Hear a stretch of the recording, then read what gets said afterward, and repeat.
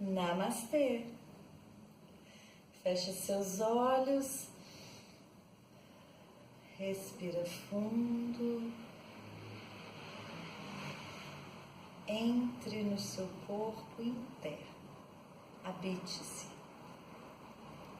No vídeo passado, a gente conversou sobre o que são aqueles pontos doloridos que a gente percebe ao longo de todo o nosso corpo quando a gente faz uma massagem ou quando a gente toca prolongadamente alguma parte do nosso corpo. E a gente viu que esses pontos são pontos de energia bloqueada, impedida de seguir o seu fluxo para expressão através do corpo físico, certo?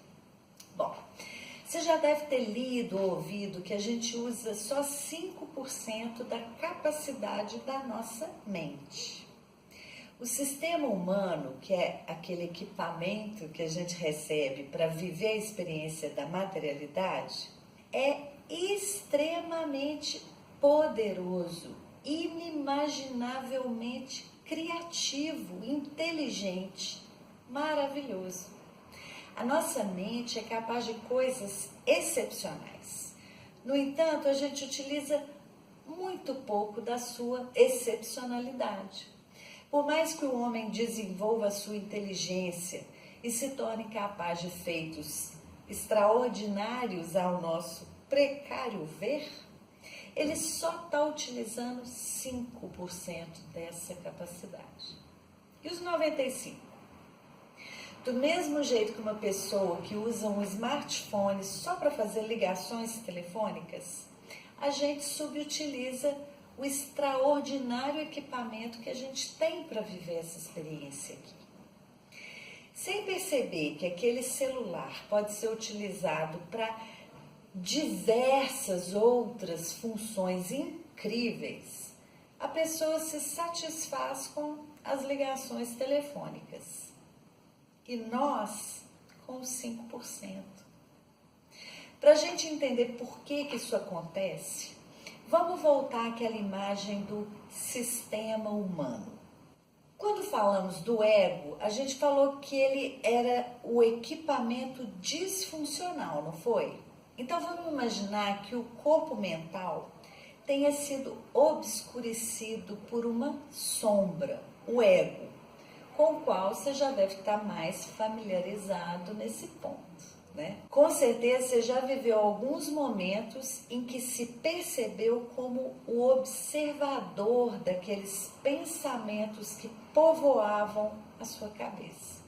E se você era o observador, então você não era aquele pensamento, né? O pensamento é o ego que habita em você e que hoje já não consegue te convencer tão facilmente como antes de que ele é você, certo? Eu espero que sim. Do mesmo modo que o ego é uma sombra que obscurece o corpo mental, ele também é uma sombra que obscurece o corpo emocional. Afinal, o pensamento é que cria a emoção, não é? A sombra emocional é formada pela energia estagnada das emoções não expressas ao longo das nossas vidas. Essa sombra mais densa fica adormecida, mas quando ela desperta, ela nos toma de assalto. O Eckhart Tolle denomina essa sombra de corpo de dor. E ele nos ensina que ele fica adormecido na maior parte do tempo em algumas pessoas. Em outras, ele é ativo na maior parte do tempo. Mas todos nós temos um corpo de dor. Ele geralmente é ativado por um acontecimento aparentemente sem importância, mas que desencadeia uma reação desproporcional. Você deve conhecer aquela pessoa do tipo pavio curto, com a qual todo mundo pisa em ovos com medo de falar alguma coisa que vai desencadear uma reação desmesurada, não é? E às vezes a gente presencia ataques de fúria de pessoas que a gente imaginava controladas, calmas. E claro, muitas vezes somos nós os protagonistas de cenas que mais tarde vão ser lembradas com um enorme constrangimento da nossa parte. A gente não consegue entender por que a gente agiu daquela forma bárbara, feroz, irracional, enfim, embaraçosa. Ao despertar, a sombra emocional toma conta do corpo mental e vibra uma energia tão densa que nos toma por inteiro. Os nossos pensamentos são tomados pela carga emocional de uma negatividade exacerbada. E é difícil a gente controlar o que é dito ou feito nesse momento. A gente entra num estado de inconsciência ainda mais profundo, em que a sombra vai buscar mais e mais negatividade, dor, para se alimentar antes de voltar ao estado de adormecimento. Ele vem da dor e busca seu igual, que é a dor. Por isso, ele faz daquela situação uma válvula de escape para a dor estagnada e busca mais dor para se alimentar. Aí então a gente cai em si e se dá conta do terrível espetáculo que a gente protagonizou.